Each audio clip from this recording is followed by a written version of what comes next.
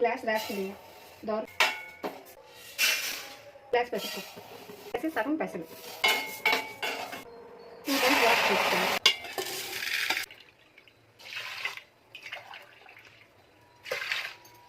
లైట్గా సాల్ట్ వేసుకొని మిక్సీ పట్టుకోవాలి. బియ్యం మిక్సీ చేసుకోవాలి.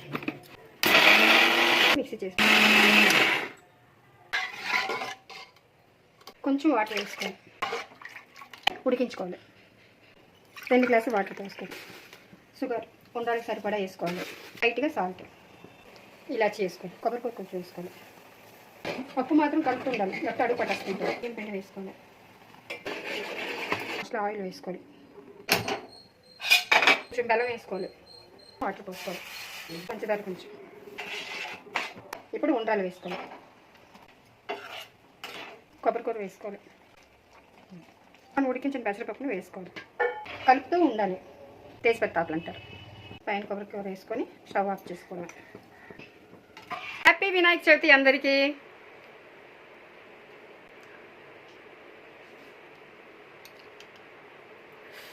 చాలా బాగున్నాయి. ఇలాగే మీరు ట్రై చేయండి. ఇది మా అమ్మ నేర్పింది నాకు.